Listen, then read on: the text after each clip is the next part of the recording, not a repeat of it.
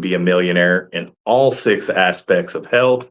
We share tips to improve your physical, mental, intellectual, spiritual, and financial health. Now, today our topic is social health, and it's one of my favorite topics in social health, networking. We've got some phenomenal guests lined up for you to discuss a little bit. And look, I mean, our whole principle of the show is that everyone you meet knows something that you don't. There's something that'll be learned from everybody out there. In the spirit of authenticity, we don't talk about tips or advice before the show starts. We just keep it real, no bias, no persuasion, just a couple awesome people here sharing their life journey. I don't really know any of these guests, so let's jump in.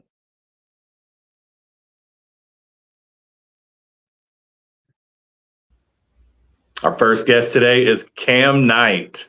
Kam, how's it going today? It's going awesome. Thank you for having me. I'm really happy to be here. Good, good. I know you've been on the show a couple times, but for those who haven't seen you on the show before, tell us, who are you? All right, sure. So my name is Kam Knight. I am a coach, international speaker, and author of a dozen books, many of which you see behind me, in the area of mental, physical, and emotional performance. And now I talk about a concept called internal resistance, which answers a question I had my whole life, and that is, why is it if I want to do something, I know what to do, I know how to do it, and I have the motivation and desire to do it, but for one reason or another, I can't or don't do it. And so that's really the path I'm on now. Awesome, man. Well, look, if you could give us one teensy little tip in regards to social health and networking as an international speaker, I mean, you're obviously an expert there. What would that Yeah. tip be? Yeah. So before I was a speaker, I was an author. And for a good part of my author career, I had a good life. I wrote books, Amazon sold them, dropped royalties into my account, and I didn't have to worry about much else. I didn't have to have fancy websites, funnels, email sequences, and more importantly, I didn't have to network. But then when ChatGPT came out, I had an existential crisis because what took me nearly 15 years to develop as a skill as a writer, I saw it doing like that. So I decided it was time to move out of the digital world and into the real world. And one of the ways I did that was to network. And I want to say I made a lot of mistakes. One of the mistakes I made was I was always trying to sell and convert right on the spot. And that is one of the worst mistakes a person can make. Really, networking is about relationships, and relationships are built over time. And so instead of coming in from a very scarcity mindset, telling people what you do and how great you are, and this is what they must buy from you on the spot, it's really about meeting people, getting to know them, developing a relationship, getting their contact, and following up on them on a regular basis. And then at a certain point, they become familiar with you, and then they're a lot more open to the offers that you have. And so the tip I would give is really think about building relationships and playing the long game. It doesn't have to be unnecessarily long, but think about 3 to 4 moves and steps ahead versus just that one thing that is in front of you right now. Chestnut checkers, huh? Yes. Yeah, that's awesome. I mean, and I think your story really like reflects a lot of what people are looking at with AI becoming so big and looking at replacing so many jobs. I mean, I know there's a lot of people out there with existential crisis just like you, Kam. Yeah, yeah. So this is one of the ways Like you said, to, it took you I was going to took say, you this is one of 15 the ways years to to, earn it, and then overnight, you know. yeah. And this is a way to pivot, is to get out into the real world and start building relationships, because that's going to be the most important asset that we have right now with AI coming into the forefront. Yeah, absolutely. Well, hey, thanks for the great tip. We'll bring you back on for the round robin here to discuss a little bit more.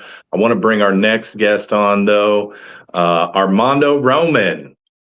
Welcome to the show, Armando. Hey, what's going on? Thank you for having me, Josh. Yes, sir. Appreciate it. Yes, sir. So, for our audience and everything, tell them a little bit about who Armando is. Sure. So I would say I'm a son of God. I'm a father, entrepreneur. I failed. I've succeeded. I've grown. I've matured. So I do real estate. I flip properties, new builds, development, and I also speak as well. And I have a brokerage, Nice, most importantly. Yes, sir. great. Yeah, cool. So, in regards to social health then and networking, if you could just give one teensy little tip, what would you give to our audience? Yeah, I like to have genuine connections with people, and not always it's about me or my agenda, kind of what the other speaker was mentioning. And I like to be able to kind of organically grow.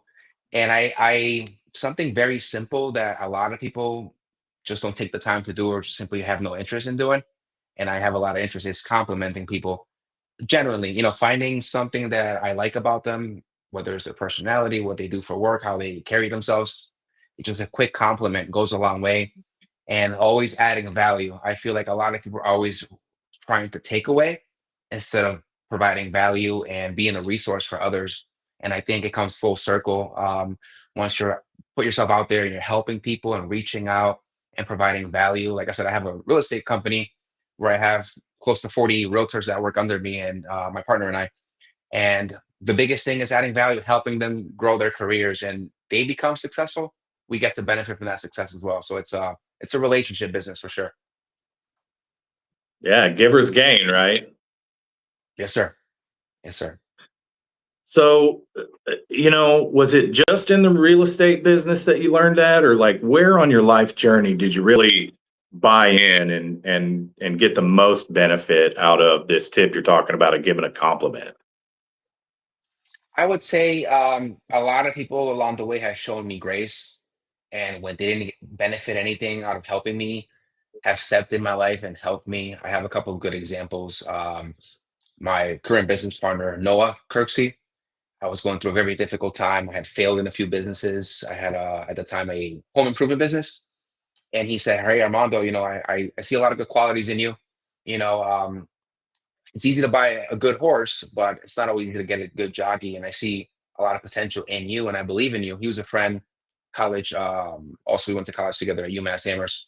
So he kind of showed me the ropes on real estate investing and buying multifamily houses, fixing them, rehabbing them and refinancing them. And that led into flipping, got my license, and three people that have been key in my life. Even my current business partner, Carl, him and I, we connected, and I saw his vision. I had a vision. We brought it together. So God always finds a way to bring alignment and bring genuine good people in my life. And I've seen that, and over the years, I've improved myself. So a lot of people they want to help others, but you constantly also have to improve yourself and just be a better human, be a better role model, be a better father, be a better brother, be a better friend. And I think when you focus on these things, the rest kind of comes naturally. Well, at that note, then I want to go ahead and bring Cam back out, and while he's Sure. coming back on, I really want to mention like where your story most hit me was it was actually a compliment you received that got you where you are by this business partner that you have now, and I think to your point, a compliment received is just as good really for networking as a compliment given, right? um, as Absolutely. long as it's given from a place of just being genuine, right? Not like just blowing Yeah, somebody's absolutely. ego up. Yeah, if you see something that you like, why not speak about it and let them know? Because sometimes, as humans, we go through so many different phases of our life, and maybe I'm having a bad day, or I feel really down, or my self-esteem took a hit recently, and just being thinking about receiving a compliment during these times of trial and tribulations, and somebody uplifting me, it naturally gave me that desire to, you know what, I've been helped when I've been low. Why don't I, if I see something that I generally like about someone, why not give them their flowers now? There's this thing where you get people their flowers before they're dead. So why not? Especially men. I think mental health is important, and a lot of men they feel like it's not manly to compliment another man, and I think it's kind of ridiculous. But um, trying to get away from that notion and like, hey, I see you doing good things. I see so many positives in you, and I know you're struggling, but don't always focus on the negative. It's easy to fall into that and see the good things that you have in you. And these are the good things that I recognize. And a lot of times we don't see it ourselves, but when somebody else observing us sees them, it's nice to be reminded that, hey, you know what? I'm not doing too bad. I'm actually in a good path. Yeah, Cam, any thoughts? Yeah, I love his tip on giving compliments. Um, I tend to not give as many compliments as I should after listening to him speak because I like to push people to be their best. And I could see the areas where they're not doing well, and I know if they could just shift in that area, it could make a really big difference in their lives. And what I found is that even though a person is struggling and they just need to make one shift, oftentimes they don't actually want to hear that. Mm. So it does help to start with a compliment first, where there is some sort of rapport and they're more easy to receive it. And what I've learned is to preface my feedback by saying, hey, you're doing well. I see that you're putting a lot of effort.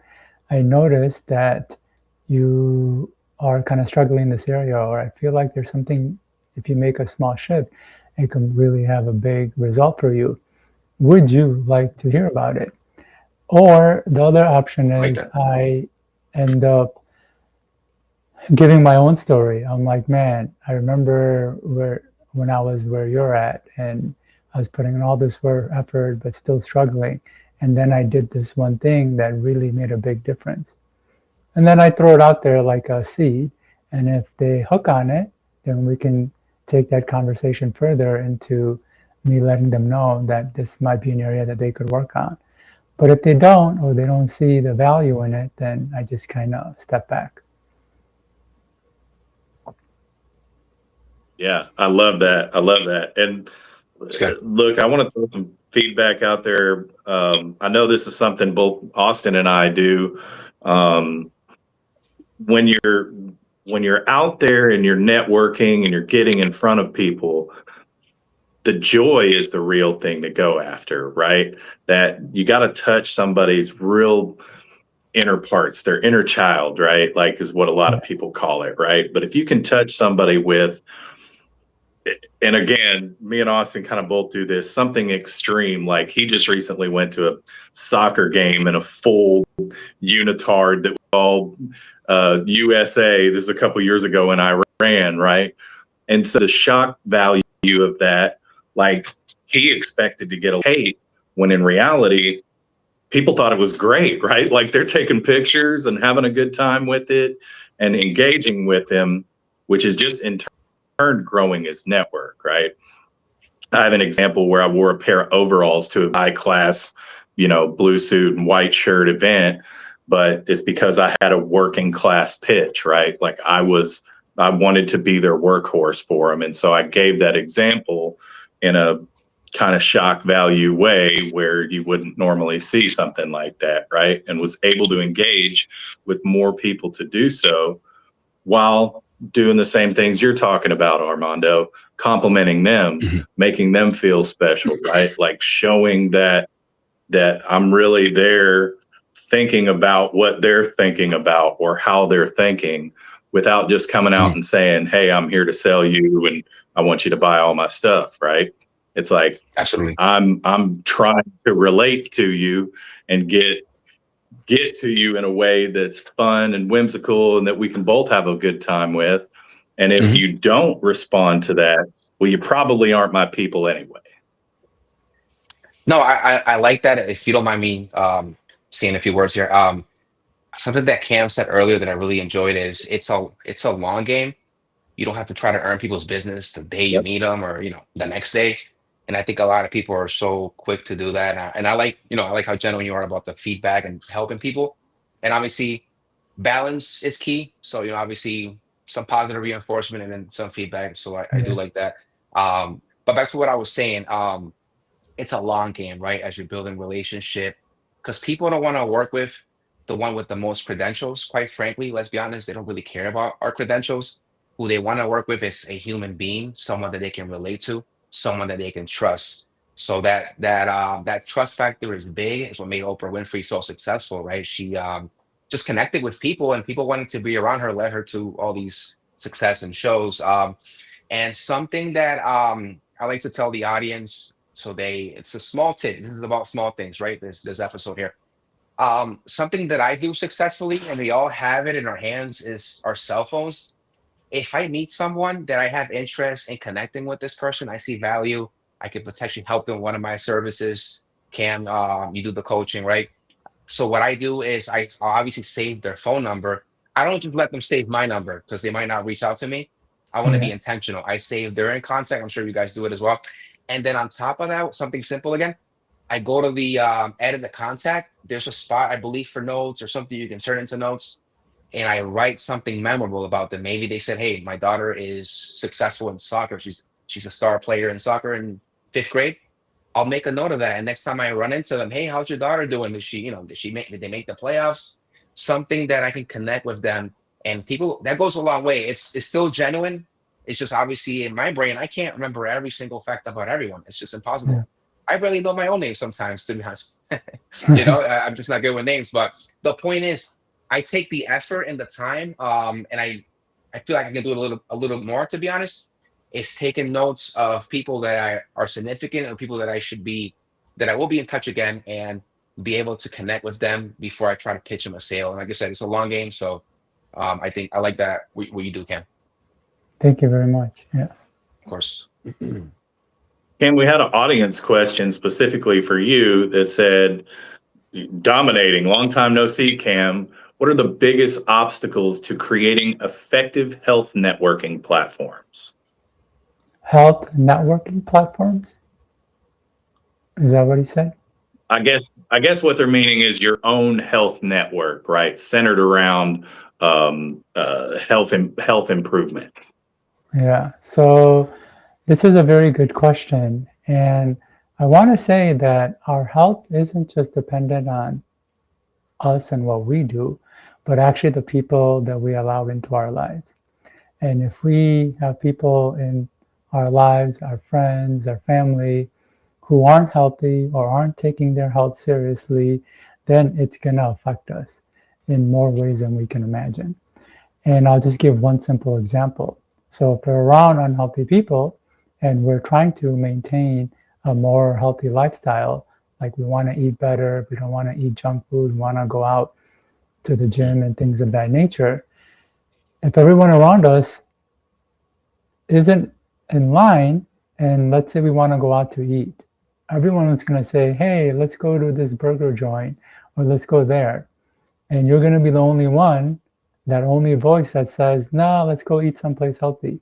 And of course, when it comes down to voting, you're going to be outnumbered. And it's these little things that add up over time that pull us out of our commitments. And what I've learned the hard way is that if you can control the people you allow into your life, the rest becomes easy. So whatever your goals are, whether it's financial or health, if you can cut out the people who aren't in line with where you're trying to go or are actually going in the opposite direction, and allow people in who are in line and are already steps ahead, it becomes so much easier because there's so much less resistance and that comes up and so much less willpower that you need to resist the temptations. In fact, one of my sisters has a joke. She says, Cam was ghosting people before ghosting was a thing. And it's true because I learned this on early on that if I just cut people out that aren't helping me, then it just becomes easier. And I have no problems cutting people out who are trying to pull me down or not helping me move in the direction that I want. So this is one of the best ways we can do that when it comes to building a network or building a community where we have a specific outcome in mind and wanting to get there as soon as possible and as effortlessly as possible. Cam, I feel like I learned something every time you're on the show. And this show, I learned you got expert level Irish goodbye. We got to, especially in this time right now, because we live in a world of so many options, and our options have options, and it's easy to get lost and get distracted. And one of the ways is by the people around us, because they all have their own intentions and desires, and they're wanting to pull us towards them. And if they're not healthy or in line with what we truly want or the direction we want to go, it can make it challenging. Great. Yeah, great advice. You know, I call it I loving think the that people from a distance. Yes. there you go. There you go. I think it's also important for this particular topic that we really visit a good daily challenge. So, you know, I want to challenge both you guys here. What's something you think that somebody could spend 5 minutes on to increase their social health in networking? All right, I'll just jump in because I got a great one that just popped up. I was actually at a networking event about a year and a half ago. It was a pretty high profile event. And one guy on stage talked about how every morning he wakes up, he reaches out to 5 people to see how they're doing. And as Armando said, like what help he could offer. So every morning he wakes up, he reaches out to 5 people. Nice. I haven't got up to that level yet, but one of the things that's part of my morning routine is to connect with 5 people. And like I said, I don't always get to 5 people, but that goal is in mind. So I might get to 1 or 2. And if we just do that as a basic fundamental thing we do every day, it adds up, because 5 people one day, another 5 people another day, another 5 people within a few weeks, we're making a lot more connections and having a lot more conversations. And again, it's not about selling, it's just about throwing the conversation out there. And the connection happens just from the conversation.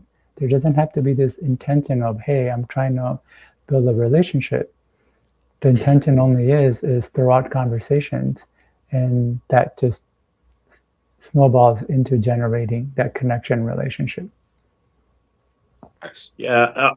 To add to that, I think your language on that when you reach out to somebody is really important too, because a lot of people just say, hey, good morning, right? Like, and that kind of leaves a flat tone of the conversation. I like to say, hey, I hope you're doing well. If there's anything I can help you with, let me know, right? Yeah. That leaves just a tinge more of a interaction than good morning, right? Or, I mean, some people have based it down to GM, right? You know, so again, I'm just saying you've got to engage to where somebody's going to engage with you too. Yeah, it can't be a basic level dry interaction or outreach. It needs to feel warm.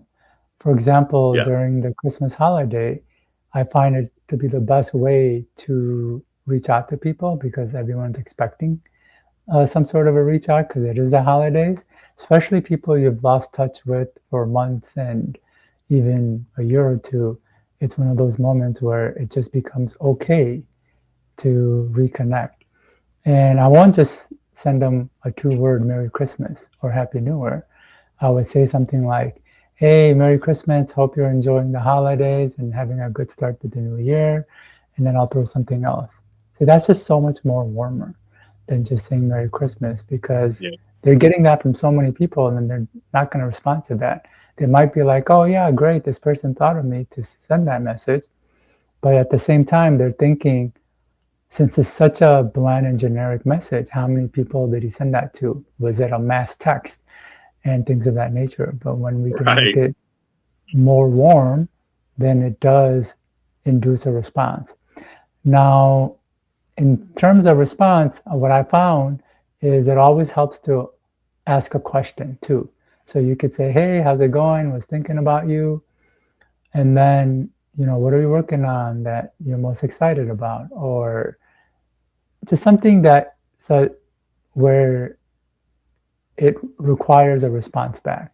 And I find that helps to Yep. make the engagement a lot more fluid and easier. So awesome. So much great value as always, Kam. Armando, really appreciate you being on today as well. I also want to thank our sponsors. This episode is sponsored by Sarah Mac Jones, who's an amazing financial coach. If you don't know, Lori Valesco, Brian K. Wright, and Brian Harana, all those people that are making this show possible. We do have sponsorship opportunities for those who would like to participate in that. And again, we just really appreciate everybody's feedback here today on the show. Thank you so much for a great episode in 2026 here of Millionaires Are Made. Thanks for having us. Thank you very much.